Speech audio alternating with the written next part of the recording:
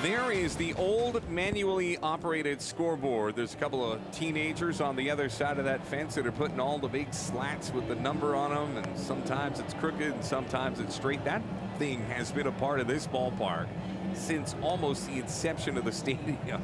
I'm Rob Fai alongside Ricky Romero and Caroline Frolic. Welcome back to Nat Bailey Stadium. We are off to the bottom of the ninth in a 2-2 game. And the Canadians are going to send some pretty good hitters to the plate. Ronnie Brito, McGregory Contreras, and Luis De Los Santos. All three of them have enough power that they can end this game with one swing of the bat. They'll be taking on Colton Harlow, the left-hander, who was able to come in and get a very big out in Trevor Schwecke to end the eighth. Less is more in this bottom of the ninth? Less is more, absolutely. Less is more meaning, hey, if you want to take your home run hack, go ahead and take it, but don't overdo it. Don't overdo it. Well, the crowd is going to get loose. Sometimes, even if the Canadians can get a base runner here. Sometimes those nice, easy swings work, too. Oh. Pitch in for a strike, and the count goes to 0-1. It almost seems like the Canadian hitters have been frustrated by the umpire behind the plate tonight. Well, I don't think they'd be wrong in every instance. Pitch in for a strike, and the count very quickly goes to 0-2. And Brito right now has got to get out of his own head. As Brito steps out of the box. Harlow's working at a real nice pace as well. The left-handed reliever knows he's got the Canadians in his crosshairs. 0-2 on its way. And it's low and away. 1 ball and 2 strikes. But if I'm Harlow on the other side of it, I'm going to keep painting that pitch down and away if he's giving it to me. So you got to use it to your advantage too if you're on the pitching side. And a ball fouled off. Still 1-2. Canadians will not make up any ground in the North Division tonight. Spokane getting the best of Eugene 8-1. That is now, of course, the final. Salem Kaiser shut out Everett 8-0. So that is good news for the Canadians in the North Division standings. 1-2 is on its way. Swing and a miss, got him, and Brito down on strikes. The last pitch came in at 90 miles an hour, and Brito in this game is now 1 for 4. And Ricky, the last 3 straight hitters for the Canadians have all struck out. Got to make something happen right here. And you can just tell here Harlow throws a fastball up in the zone. And you said it was 90 miles per hour, but it looks a little harder than that. And I think he's just got a live arm, and it's coming from the left side. Sometimes he's got what we call a heavy ball, and it gets on you quick, and it just seems like it's jumping out of his hand and getting on the hitters quick. Well, McGregory Contreras watches a pretty good pitch miss. 1 ball and no strikes. Contreras is one of those guys that can hit one deep. Pitch fouled off, and the count goes to 1-1.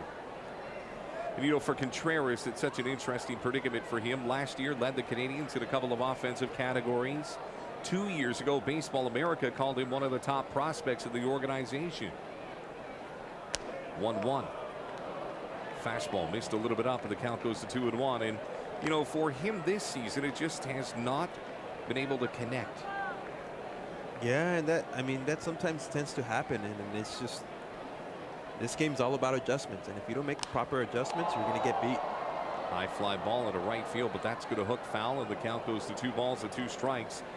Even though his game is trending downward, still, he's one of the few guys on the Canadians roster that you think to yourself, he could end this now.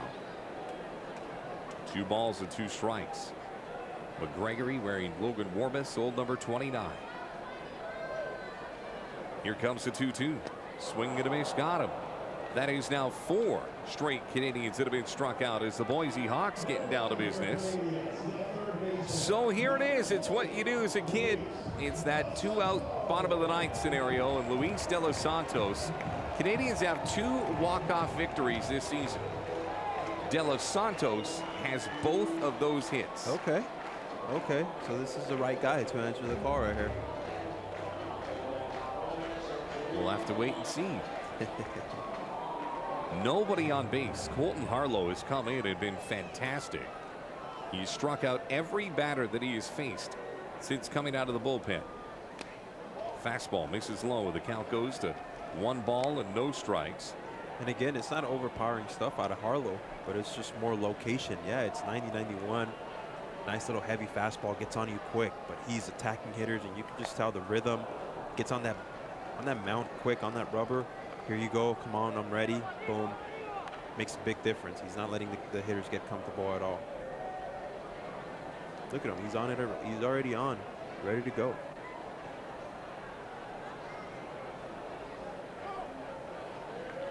De Los Santos taking his time.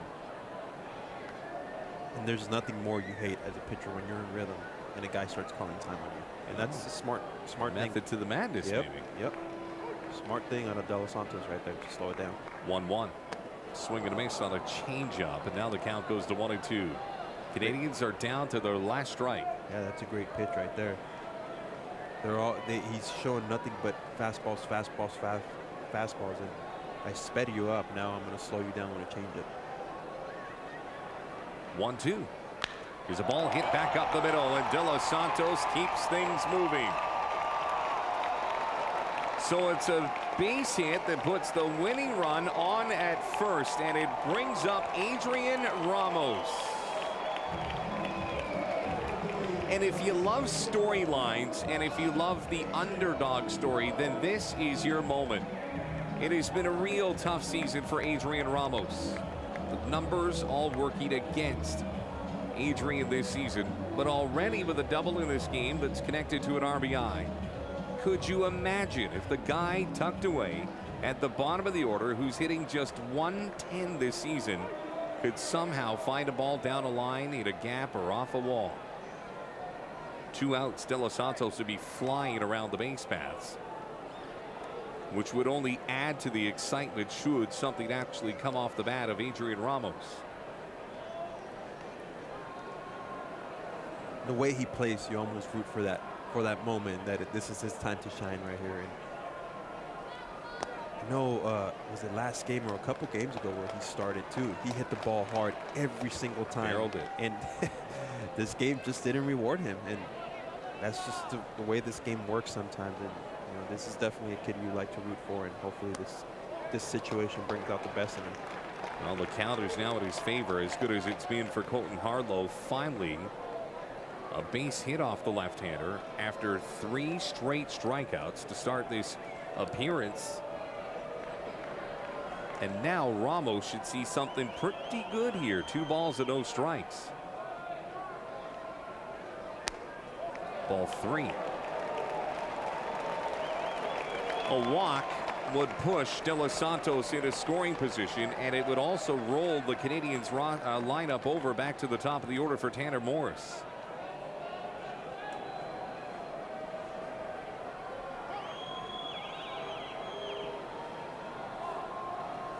Ramos looking down at his third base coach. Infielders all playing straight up, maybe a little deeper. Los Santos being held on. Here comes the 3-0. It's in for a strike, and the count goes to 3-1. And you know how I was saying Harlow it seemed like he was in rhythm and right on top of hitters? That little timeout by De Los Santos looked like kind of threw him off. It threw off his rhythm a little bit, and little things like that sometimes can play in your way. Ball 4. Well. De Los Santos out to second base. Adrian Ramos draws the free pass, and Tanner Morris is getting ready to take his swings, but it's a quick visit to the mound here. There was nobody warming up in the bullpen, so if anything, this is maybe just a little reconnaissance work, as they'll give as much information as possible about Tanner Morris, and of course maybe a couple of words for the infield just to make sure that the defense is all situated. But here is the winning walk-off run at second base for the Canadians. De Los Santos can flat out fly. Well, he's the perfect guy in scoring position, and base hit right here, you got to send them and try and go home, hit the showers, and leave on a good note.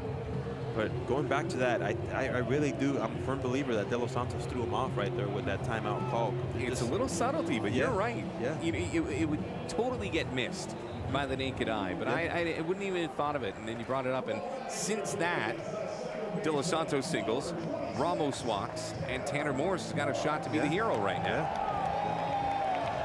Trust me, pitchers are some weird creatures in their own way. And sometimes when you throw them off with stuff like that, it's just tough to get your rhythm back. But you can tell Harlow was feeling it. He's feeling good about himself. And putting that fastball down and away and throwing that changeup and that little timeout call, it just seemed like it slowed him down a little bit and took him off his rhythm.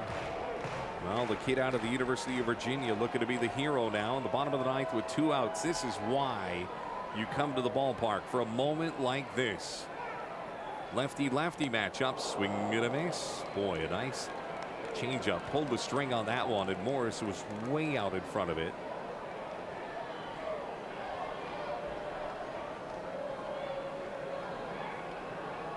And Los Santos, cat and mouse game with the shortstop out at second base. Ball chopped to the first baseman, fielded cleanly. We will see you in the top of the 10th. Just got on top of that one. And the Canadians will strand 2. They have left 5 runners on base over the last 2 frames.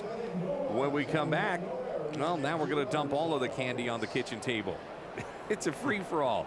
2-2 top of the 10th next. You're watching AW Canadians baseball tonight right here on Sportsnet Pacific.